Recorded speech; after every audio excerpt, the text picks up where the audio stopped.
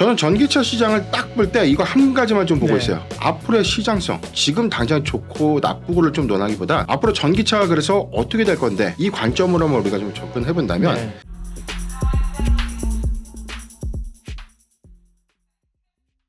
안녕하세요. 예민수의 경제 토크 시작합니다. 오늘은 기업공시연구소 변영인 대표님과 함께 하는데 2차 전지에 대한 우리의 고민들 또 지금 투자해도 될지 종목도 알아보도록 하겠습니다. 대표님 어서 오십시오. 네, 반갑습니다. 네, 다행히 좀 반등이 나오고 있는 상황인데요. 역시나 가장 관심 있는 건 뭐 2차 전지이죠, 그죠? 예, 많이 빠졌는데 얼마나 오를 수 있을까? 실적부터 좀 체크해 주세요. 3분기 실적이 이제 발표들을 많이 해나가고 있는 과정인데요. 네, 3분기 실적은 대체적으로는 좀 부진했다. 그런 거죠?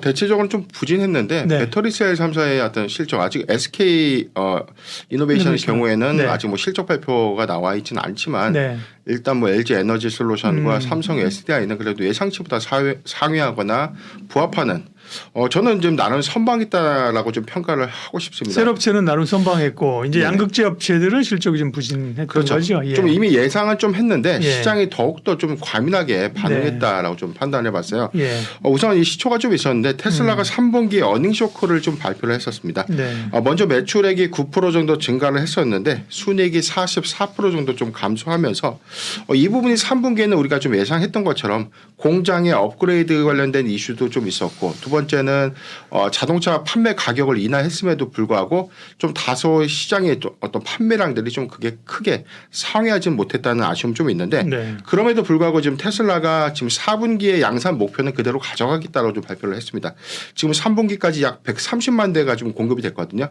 전체 올해 2023년도의 목표가 180만 대니까 아직 50만 대 캐파로 좀 남아 있는데 이 네. 부분을 축소하지 않고 4분기까지는 양산 목표대로 좀 가겠다라고 포부를 좀 밝힌 만큼 저는 4분기의 어떤 판가에 대한 어떤 정책들 이익 개선에 대한 어떤 변동은 좀 있을 수 있겠지만 테슬라가 그래도 견고한 어떤 시장의 흐름들에 대한 어떤 생산량을 좀 축소하지 않는다는 점을 좀 긍정적으로 좀 평가를 하고 싶고요. 네. 두 번째는 LG 에너지 솔루션과 삼성 SDI의 경우에는 3분기 예상보다 좀 괜찮은 실적을 좀 발표했다. 엔솔은 서프라이즈였었죠. 네, 그렇죠. 예. 지금 20% 정도의 영업이익이 좀 네. 상세 좀 했었고 지금 삼성 SDI도 지금 전지 사업 부분에 대한 매출 호조인데 이 P5에 들어가는 이제 프리미엄 차에 이제 탑재된 배터리의 어떤 성장률 이 부분도 좀 굉장히 좀 괜찮은 어떤 실적이었다라고 좀 평가를 하고 네. 있습니다. 그런데 SK 이노베이션 아직 실적 발표는 안 했지만 우선 적자 기조가 좀 전망된다. 그런데 오늘 좀 LG화학의 어떤 실적 발표를 좀 보니까 네. LG화학의 경우에는 화학 부분에 대한 어떤 이 영업이익 흑자 전환을 좀 했거든요. 이 부분 때문에 저는 SK 이노베이션도 수익성에 대한 어떤 이 적자폭을 굉장히 좀 크게 축소하지 않을까. 다만 2차 전지 업종, 2차 전지, 그러니까 배터리 사업 부분의 흑자 전환이 과연 3분기에 좀 이루어졌을까. 이 부분에 대해서는 아직까지 좀 더 지켜보자라는 관망세. 4분기에 좀 더 기대하는 흐름들이기 때문에 배터리셀 3사는 그래도 나름 선방했다라고 좀 평가를 하고 있습니다. 네. 지금 2차 전지 양극재 소재사의 3분기 영업이익에 대한 어떤 추정치 전망이 좀 나왔는데 양극재가 제일 우려잖아요. 네네. 지금. 예. 지금 포스코 퓨처엠의 경우에는 3, 4분기 영업이익을 371억 원 그리고 에코프로비엠이 459억 네. LG화학이 7,676억 원 그리고 LNF가 312억인데 지금 에코프로비엠이 가장 높은 그래도 여기서는 가장 높은 영업이익률을 좀 보여주고 있다. 네. 그럼에도 불구하고 이제 감소율에서는 가장 크게 감소를 하고 있다. 즉 이익률이 좀 감소한다는 것은 우리가 흔히 알고 있는 것처럼 뭐 수산화 리튬 가격의 상승 그리고 이제 가격의 어떤 연동성 때문에 하락이죠. 리튬 가격 하락. 그렇죠. 네. 예. 메탈 가격이 4분기에도 네. 좀 영향이 있을 수 있다. 자, 이 부분인데 저는 그래도 3분기보다는 네. 4분기에 그래도 매입 비중이 좀 더 원활해지면서 이익률이 좀 더 개선되지 않을까 좀 생각을 하고 있거든요. 시장에서는 뭐 리튬 가격이 하락했기 때문에 네. 양극재 판가가 내려가서 수익이 악화됐다라고 좀 평가를 하는데 네. 반대로 매입 비용의 축소 부분에 대한 이익 개선은 3분기와 4분기에 대한 어떤 인식 효과가 좀 다르게 그렇겠죠. 반영되었던 어떤 효과가 좀 있었기 때문에 4분기에 저는 이 부분은 좀 더 기대해 볼 만하다라고 판단하고 있습니다. 네. 나머지 뭐 동박이라든지 분리막이라든지 다른 업체들은 어때요? 2차 전지 부가 소재 네. 부분 보면 왜 SKC도 그렇고 지금 뭐 대주전자재료 같은 음극재 업체도 네. 그렇고 뭐 분리막 업체도 그렇고 대한유화의 경우에는 최근에 어떤 석유 업황 화학 부분에 대한 회복 때문에 주가가 좀 상승한 것인데 2차 전지 분리막 관련된 모멘텀이랑은 좀 사실 거리가 좀 멀거든요. 그런데 지금 이 주가의 상승률 대비 하락 낙폭을 좀 보면 굉장히 양극 소재 사업보다 굉장히 낙폭이 더 큽니다. 그런데 저는 이제부터라는 좀 관점에서 전기차 시장에 대한 판매율이 3분기에 둔화 내지 3분기에 조금 더 둔화될 수 있는 방향이 유지되고 있는 거 이 하나가 원인인데 여기서 그렇다고 이 사업이 완전히 끝나는 것처럼 주가가 너무 말도 안 되게 시초 이전보다 좀 하락한다는 과매도 측면 관점에서는 낙폭은 좀 더 크지만 실적 개선 관점에서의 어떤 차별성으로 좀 더 집중할 필요도 좀 있지 않을까라고 판단해 봤습니다. 네.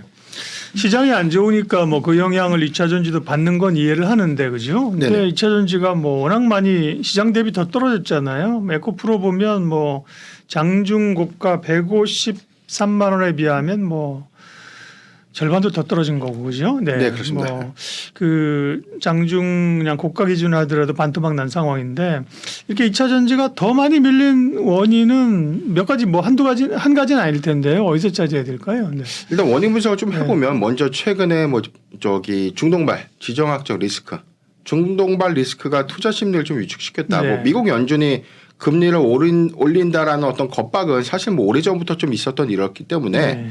사실 긴축이 지속됐고 이제 이 끝문에서는 좀 더 완화 내지는 동결 그림으로 좀 가기 때문에 이 이슈 때문에 증시의 어떤 이 불확실성은 아니다. 전 두 번째는 미국 국채 금리의 급등. 지속적으로 5포인트대를 넘었다가 다시금 내려왔지만 이 변동성이 너무나 심하다. 특히나 이제 10년물이나 30년물 채권에서의 어떤 변동성이 좀 크다는 점.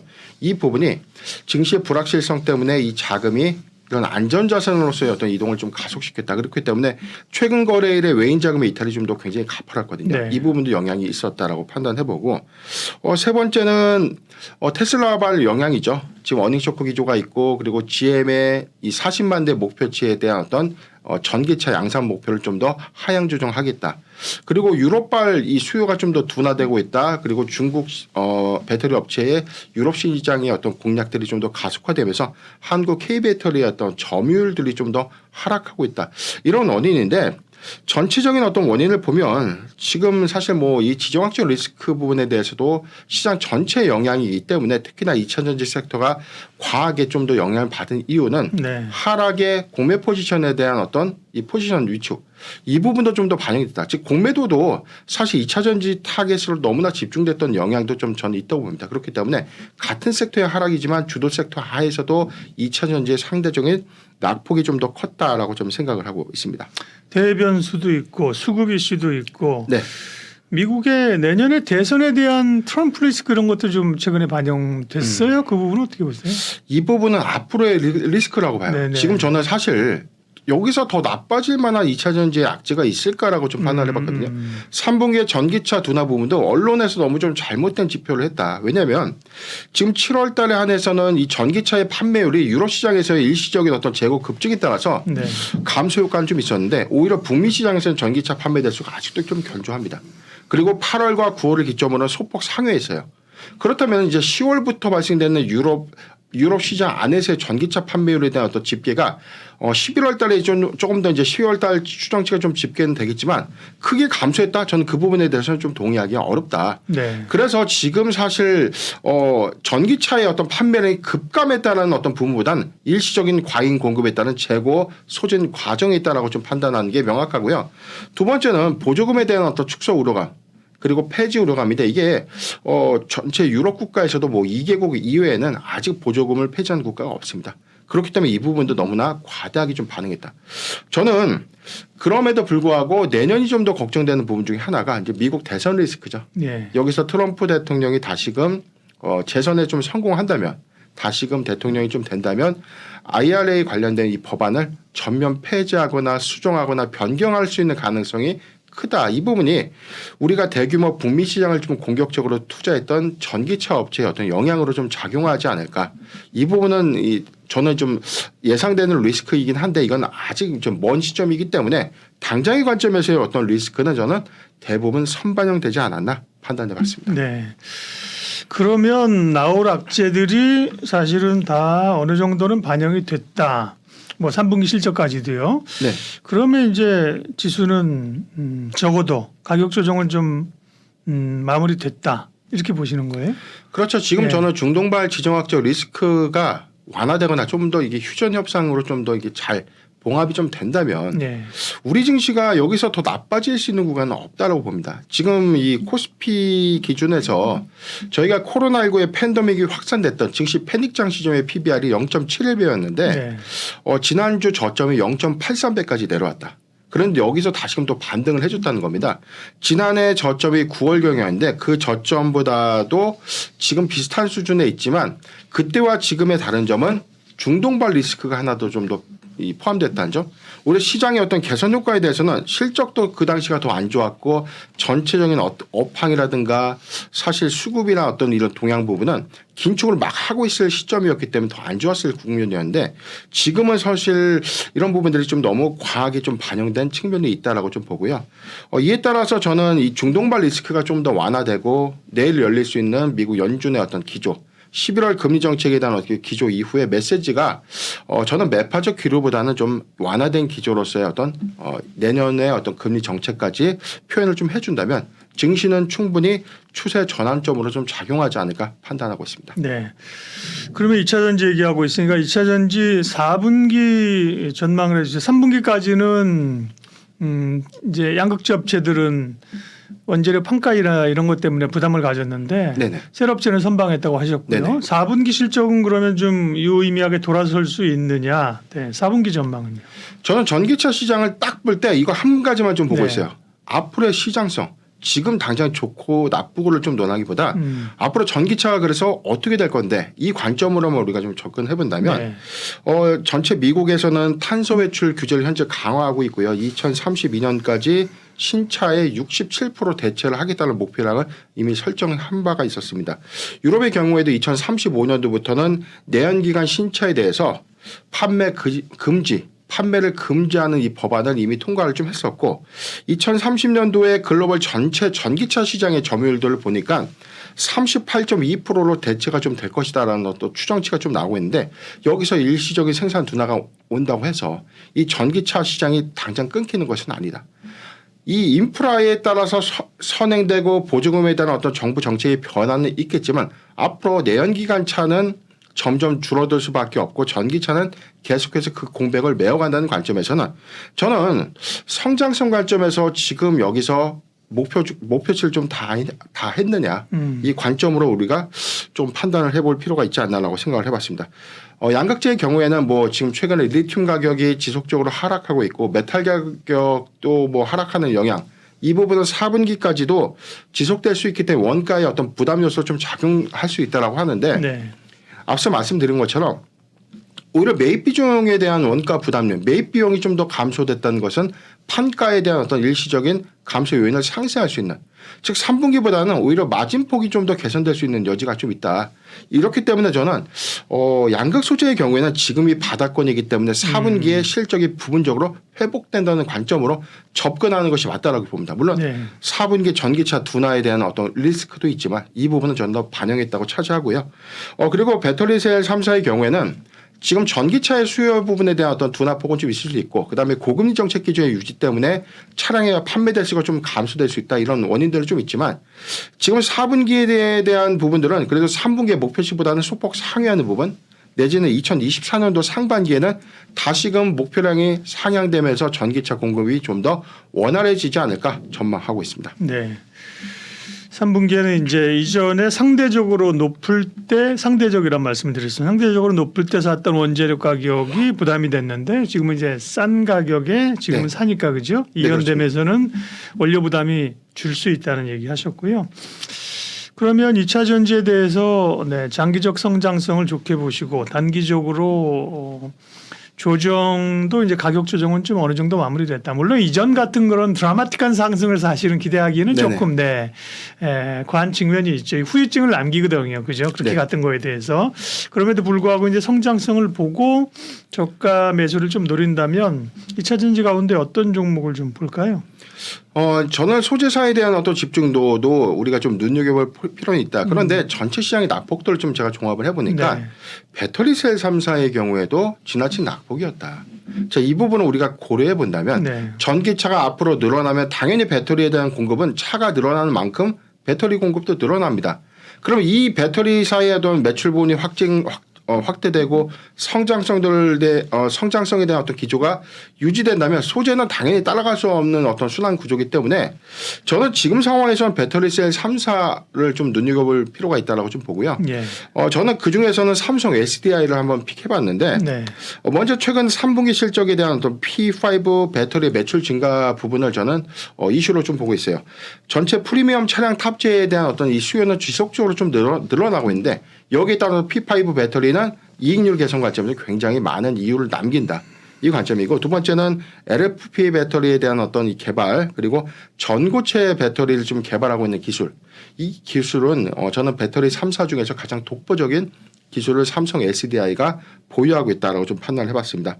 4분기 실적 기조도 3분기와 좀 동일한 기조를 좀 유지할 것이다라고 좀 전망하고 있는데 앞으로 전고체 시장을 재편한다는 관점에서는 삼성 SDI로 시장 점유율이 좀 더 바뀔 판도 이 부분을 고려한다면 최근의 증시 낙폭은 오히려 매수의 기회다라고 좀 판단을 해봤습니다. 참 자동차는 이게 현대차 그룹은 지나고 보면 어떻게 될지 진짜 궁금해요. 이 지금 구간이 그죠? 네네. 이렇게 실적을 정말 역대급 실적을 내면서 밸류는 역대급으로 지금 PER이 뭐 4배 받고 있는 게 이게 정말 이 기간이 얼마나 갈지 지나고 나면 야 그때가 정말 기회였어라고 할지 참 어려운데요. 일단은 3분기 실적이 발표됐습니다. 실적 평가부터 좀 해주세요. 네, 현대차의 경우에는 3분기 영업이익이 146.3%가 증가됐다. 역대 3분기 최대 실적을 좀 갱신했었습니다. 현대차 영업이익은 3조 8,218억을 좀 기록했고요. 매출액은 41조 27억을 좀 기록했는데 매출액은 전년 동기 대비 8.7%가 증가했습니다. 기아차도 역시 실적 발표를 했는데 매출액은 10.3% 증가한 25조 5,454억을 기록했고 영업이익은 역시 272.9%가 증가되면서 3분기 뭐 역대급이에요. 네. 지금 영업이익도 2조 8,651억을 지금 네. 기록했습니다. 지금 굉장히 이 우리나라 이 완성차 업체의 뭐 원투죠. 현대차와 기아가 굉장히 3분기 호실적을 좀 이뤄냈는데 여기서는 역시 시장의 상승을 좀 견인했던 북미 시장 그리고 유럽 시장과 인도 현대차와 기아가 좀 시장의 어떤 공략률이 좀 달랐는데 현대차의 경우에는 북미 유럽 인도에서 선방을 좀 했었고 기아는 북미와 유럽 시장 그리고 인도와 또 중남미 시장입니다. 시장의 파이가 조금 더 양분해 있지만 지금 공통적인 부분은 이 북미 시장과 유럽 시장의 호조로서 3분기 실적을 좀 이끌어왔다라고 판단해 봅니다.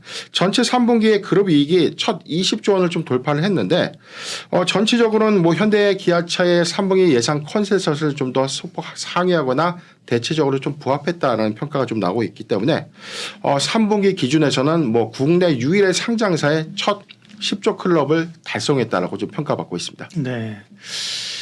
그런데 말입니다. 그런데 말입니다. 네.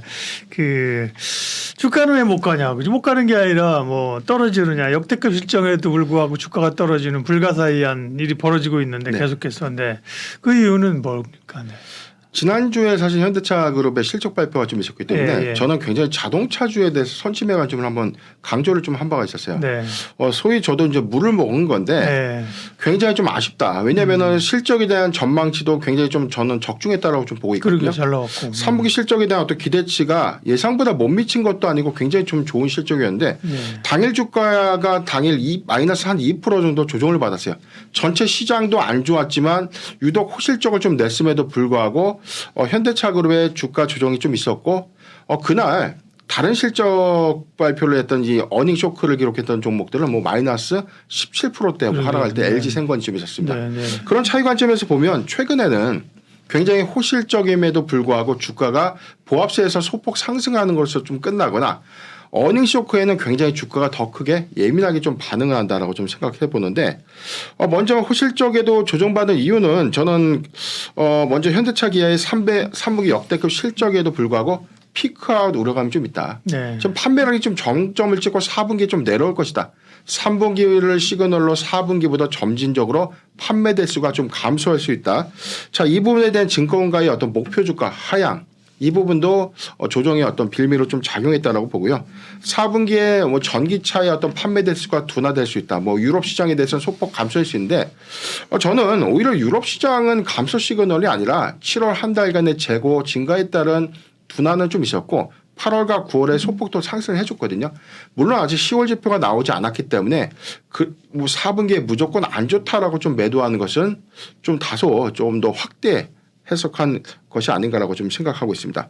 전체 글로벌 완성차의 업체 간 경쟁 심화에 대한 우려감으로 이제 인센티브에 대한 어떤 증가 비용이 영업손익의 어떤 이 감소 효과로 좀 작용할 것이다라고 좀 평가하고 있는데 최근에 어떤 리서치를 좀 보니까 여기 내용에서는요. 오히려 내연차의 경우에는 인센티브에 대한 어떤 이 반영 요소가 굉장히 적다. 내연차는 사실 많은 인센티브를 주는 것은 아니고 네. 전기차의 경우에도 인센티브가 뭐 아직은 뭐 많은 판매량 동료 관점에서 지급될 수 있는데 우리가 한 가지 알아야 될 팩트는요. 현대차 그룹이 전체 전기차 공급 물량이 전체 8%뿐이 안 됩니다.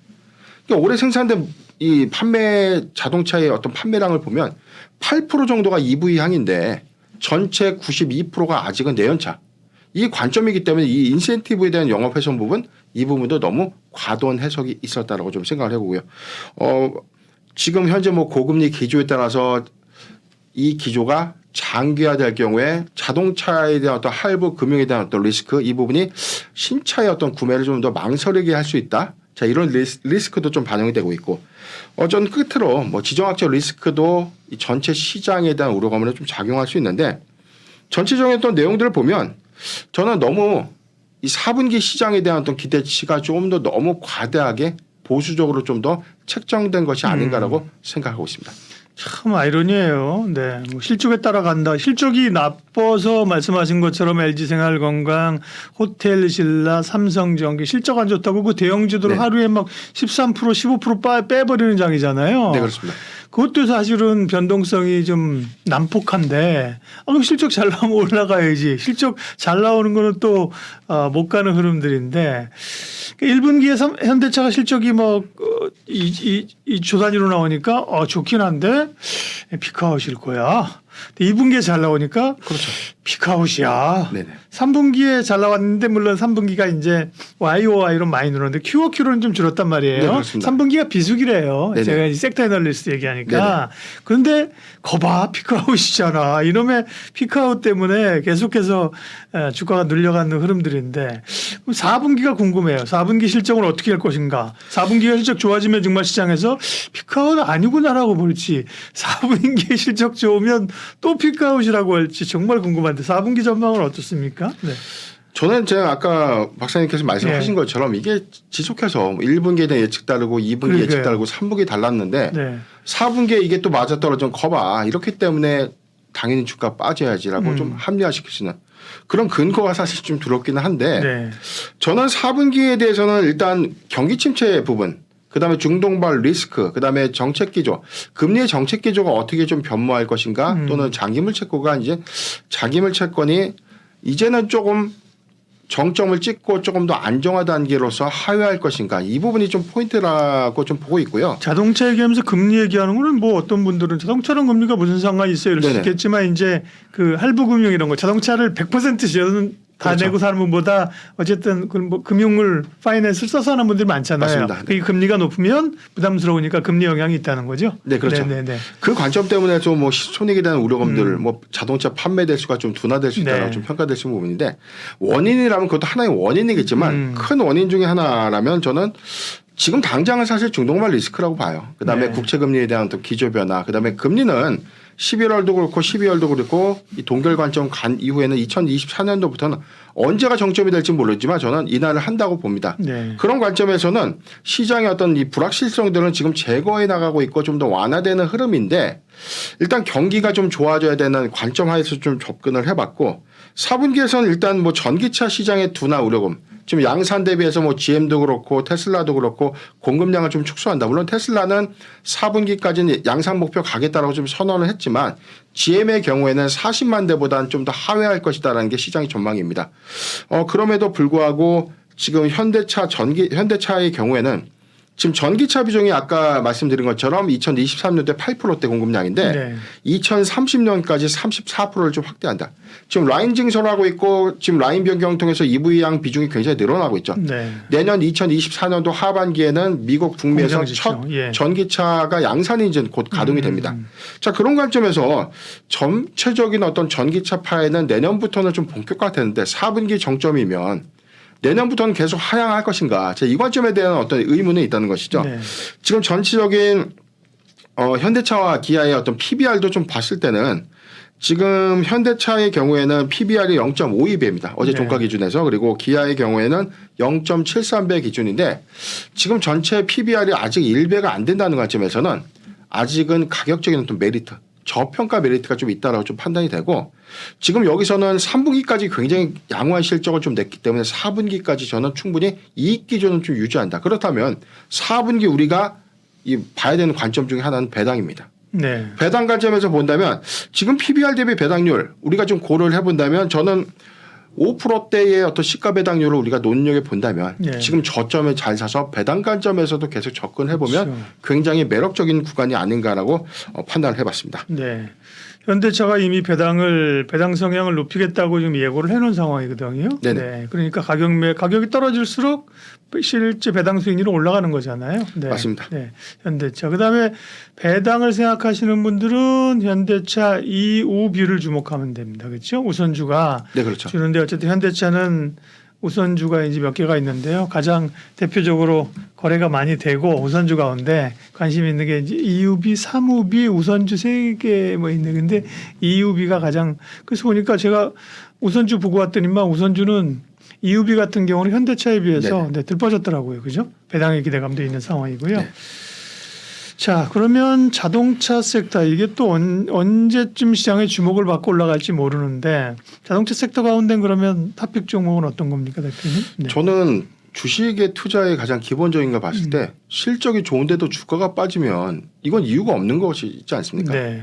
실적이 좋은데 장사를 너무 잘하는데 이 가치가 좀 떨어졌으면 당연히 매수의 관점을 봐야 된다. 예. 그렇기 때문에 저는 PBR 관점에서는 뭐 현대차, 기아 중에서 현대차를 좀 원픽으로 좀 골라봤는데 일단 3분기 역대급 실적 기조, 4분기에 물론 판매량의 감소도나 부분도 있겠지만 물론 저는 뭐 유럽향에 대한 어떤 비중 리스크보다는 북미 시장이 그래도 4분기까지 견조하다는 관점에서는 4분기까지도 실적 기조가 좀 유지되지 않을까라고 좀 판단해봤고요. 두 번째는 현재 주가가 굉장히 저평가되어 있다. 현재 주가 기준에서는 굉장히 좀 많이 빠진 구간이다라고 좀 판단해봤는데 이에 따라서 저는 높은 배당 매력도 관점에서 접근하자라고 좀 의견을 드리고 싶어요. 최근 3분기 실적 기준에서의 시가 배당률이 한 5% 정도 추산됐다고 말씀드렸고 네. 우선주의 경우에는 약 10%대로 좀 추정되는 만큼 이에 따른 어떤 이익 기조가 4분기에 좀 잘 유지가 된다면 저는 6%대도 좀 노려볼 만하지 않을까라고 좀 판단해 보기 때문에 현대차 내지 기아차인데 그중 가장 원픽은 현대차를 좀 관심 있게 보고 있습니다. 네. 현대차가 뭐 PBR이 지금 0.5배니까 그죠?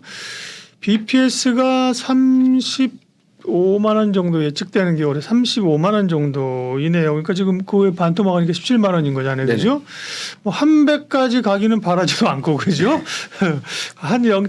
글쎄 과거 역사적으로 PBR 밴드가 얼마나 될까? 0.7배 정도만 준다고 하면 네. 35만 원에 73, 21, 75, 35, 20 한 4, 5만 원 정도 그죠? 그렇죠. 네. 그 정도 레벨은 사실은 가 있어야 되는 건데 그죠? 워낙 많이 눌려 있습니다. 마지막으로 부품주는 최근에는 사실은 네. 자동차는 뭐 피크아웃 이런 것 때문에 완성차 업체들은 못 갈 때 미국이 파업하고 이러면서 오히려 뭐 부품주들은 조금 주목을 받았는데 지금은 같이 약합니다. 그러니까 자동차가 이제 먼저 가고 부품주가 이제 가는 흐름일까요? 오토에버 같은 경우도 사실은 좋았는데 실적 안 좋다고 오늘 맞습니다. 9% 빼버리고 그죠? 네네. 부품주들은 조금 네. 더 시간이 걸릴까요? 오늘 주가 추이를 보면 저는 좀 굉장히 놀랬던 게 네. 오늘 HL만도 굉장히 좀 낙폭이 좀 컸다가 맞아요. 예. 주가 좀 회복을 좀 해줬지만 네네. 지금 자동차 부품주 영향을 이렇게까지 확대 해석할 것인가? 저는 예. 참 이게 이 시장이 시장이 난폭하다니까요. 네. 이렇게까지 이주시를 뺐나? 네, 네. 제가 주식의 관점에서를 좀 보면 이게 사실 체감하는 이 요즘 이 주가의 어떤 변동치를 보면 네. 코로나 패닉장보다 좀 더 무서운 네. 그런 패닉장의 어떤 흐름과 좀 유사한 그런 행태다라고 좀 보는데 당시보다 실적 개선 효과는 굉장히 좋았거든요. 그렇죠. 예. 그럼에도 불구하고 이게 이렇게까지 반응할 문제인가? 그렇기 때문에 지금 자동차주의 선방에도 불구하고 자동차 부품주에 대한 어떤 조정폭이 상대적으로 좀 더 큰 것은 4분기에 대한 어떤 피크아웃 우려감들이 같이 영향을 좀 주는 것이다라고 좀 생각을 해봤는데 저는 이 부분도 너무 지나친 해석이다. 네. 센치 요인이 강하다 지금 심리적인 게. 네. 지금 만두의 경우에도 사실 뭐 현대차 비중만 있는 것이 아니라 뭐 중국향과 북미의 북미향, 글로벌 예. 완성차 업체에 골고루 좀 공급을 하고 있기 때문에 현대차 그룹의 어떤 공급 비중보다는 좀 더 다변화가 좀 되어 있거든요. 저 이 부분 때문에 오히려 더 빠진다라는 것은 조금 너무나 확대 해석한 부분도 좀 있었고 현대 오토에버의 경우에도 사실 나름 저는 이 컨센서스 좀 부합했다고 봅니다. 그런데도 네. 오늘 전체적인 어떤 하락폭을 좀 주도했던 것은 자동차 부품주에 대한 전반적인 어떤 피크아웃 우려감들이 투자 심리를 좀 더 크게 위축시켰다고 좀 보는데 마찬가지로 자동차 부품주도 과대 낙폭 구간에서의 어떤 매수는 매력도 있게 좀 접근해야 될 때가 아닌가 생각하고 있습니다. 네.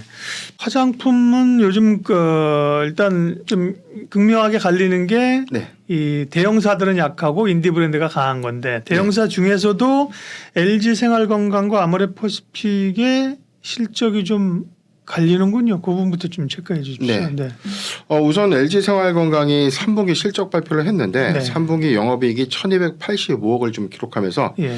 전년 동기 대비 32.4%가 감소됐습니다. 네. 우리가 일단 이 중국 단체 관광객의 어떤 여행 재개 그리고 9월 말부터 좀 시작됐던 황금 연휴 특수 자 이런 부분들이 화장품 섹터에 대한 더 실적 기대감으로 좀 작용을 했는데 막상 실적 발표를 해보니 네.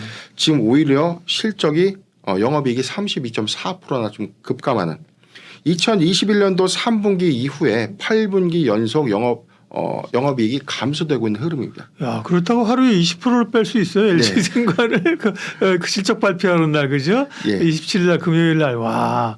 20%를 뺐어요. 야. 그래서 저는 이게 어닝 쇼크라고 보기보다 네. 실적에 대한 어떤 판가 2월도 우리가 좀 고려를 해봐야 되는 문제였는데 네. 이게 20%까지 빠져야 될 큰 악재였나 이 생각을 좀 저도 하고는 있거든요. 네. 근데 중국향 매출 비중을 확인을 해보니 전년 네. 동기 대비 오히려 28.9%가 감소됐다. 네. 코로나19 이후에 리오프닝이 시작됐고 중국 단체 관광객들의 여행 재개가 있었는데 기저효과가 없고 오히려 8분기 연속 판매량이 감소했다. 즉 중국 시장에서는 LG 생활건강이 이 브랜드 호응을 얻지 못했다. 자, 이 이슈 때문에 지금 마이너스 20%대 급락으로 좀 작용을 했고요. 그런데 이 북미향 매출 부분은 오히려 4.2%가 증가했다라고 좀 밝혔습니다. 네. 아모레퍼시픽의 경우에는 31일 날 실적 발표를 하는데 예. 일단 뭐 시장 퍼시픽은 조금 낫나요? LG 생과보다는? 일단 뭐 증권사들의 어떤 전망치를 좀 가름을 해보니까 네. 전년 동기 대비해서 약 70%의 실적 회복률을 좀 보일 것이다. 전년 동기인 3분기 대비해서 약 70%의 어떤 실적 회복이 있을 것이다라는 전망과 중국향의 매출 일부는 감소할 것으로 좀 판단되지만 이 북미향 매출 비중이 증가되고 있고 북미향 성장성은 2분기에 이어서 좀 더 확장될 가능성이 있다. 이 부분 때문에 아모레퍼시픽과 LG 생활건강의 이 화장품 빅2안에서의 주가도 희비를 좀 보이고 있었습니다. 전체 이제 3분기 실적 이후에 4분기에 그렇다면 어떻게 회복이 좀 될 것인가 이 부분도 좀 숙제인데 지금 중국 여행 특수에도 불구하고 전체 브랜드의 회복률이 좀 미미하다. 과거에 우리가 코로나19 이전에 제가 중국에 출장을 좀 많이 가보면 네. 사실 선물로 많이 사갔던 게 뭐 설화수 브랜드라든가 후라든지. 네. 뭐 후라든지 뭐 굉장히 좀 한국의 전통적인 고가 라인업 굉장히 화장품도 한국 안에서도 굉장히 고가형 화장품을 많이 선물을 좀 했었었거든요. 네. 그런데 지금 이 선호도가 많이 달라졌다는 것입니다.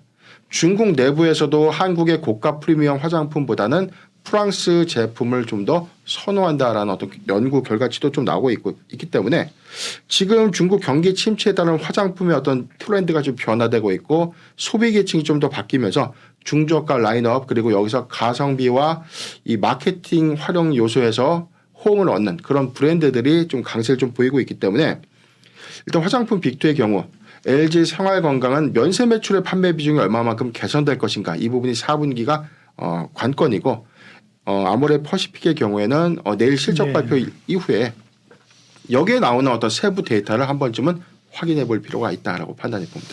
LG생거는 올라갈 때 화장품도 있지만 뭐 생활용품 있잖아요. 그죠? 뭐 치약 뭐 이런 것도 해서 그런 것도 있기 때문에 탄탄하다 그랬는데 뭐 실적이 안 좋은 거 보니까 다 같이 영향을 받는 것 같아요. 화장품 업체들이 우리가 알고 있는 것처럼 이 대형사들은 안 좋다. 그런데 뭐 인디 브랜드나 OEM 업체들은 좋단 말이에요. 그죠? 네. 그런데 인디 브랜드들이 이렇게 약진하는 이유가 궁금해요. 일단은 우리가 명동 시내를 좀 한번 돌아다니 보면 예. 좀 굉장히 중국인 관광객들이 굉장히 많습니다. 예. 이분들이 뭐 면세점에도 굉장히 많은데 저는 그 소형 그 몰이라고 하죠. 뭐 올리브영이라든가 H&M인가 네. 이런 어떤 화장품 전문 어떤 이 몰에 굉장히 많은 중국인들이 엄청나게 많은 이 물량을 쓸어 담아. 싹쓸이 하는데 그 브랜드의 이목을 이렇게 보면 고가가 좀 아니다. 중저가 한국에서도 10대와 20대들이 좀 많이 20대 초반에서 뭐 10대가 이제 선호하는 그런 중저가 라인업의 화장품들을 네. 굉장히 많이 소비하고 있다라고 좀 판단해 보는데 지금 전체적인 어떤 중국의 경기 침체 영향이다라고 좀 볼 수도 있고요. 화장품 트렌드가 저는 바뀌었다고 봅니다. 네.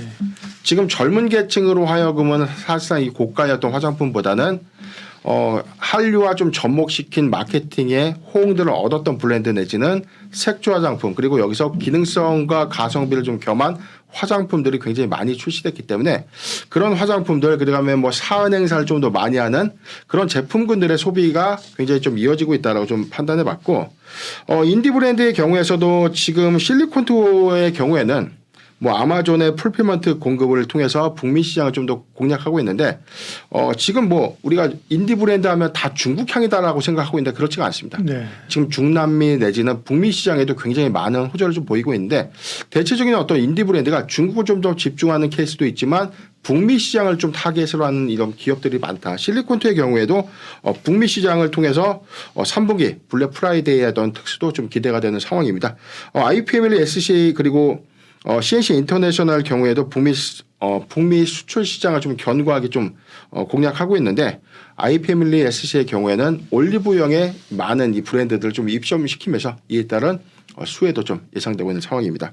전체적인 상황들 보면 지금 이 중국 관광객 유입 효과가 3분기 실적을 발표해 보니까 막상 좋았다라기보다는 빅2의 경우에는 좀 희비가 좀 극명하게 좀 엇갈리고 있고 오히려 이 중소형 브랜드의 경우에는 굉장히 많은 매출 신장을 잃었다라고 해서 인디 브랜드의 어떤 약진의 일회성이 아니라 4분기까지 기조가 좀 유지되지 않을까 판단하고 있습니다. 네, 소비자들이 아는 것 같아요. 왜냐하면 옛날에는 뭐 아무래도 퍼시픽하고 예를 들면 저기 그 로드샵 그 파는 거랑 이건 질이 다르잖아 이렇게 생각했는데 보니까 OEM, ODM 업체들이 비슷하게 공급하는 것 같고 그죠? 네. 뭐 비싼 돈 쓸 여력도 없고 특별히 젊은 층들이 그 한류 스타들이나 이런 사람들 하는 거 따라 쓰고 그죠? 기획으로 좋은 상품 만들면서 이 중소 브랜드, 인디펜던트, 인디 브랜드들이 약진을 하고 있는 상황. 그게 이제 화장품에 접근할 때 지금 포인트이고요.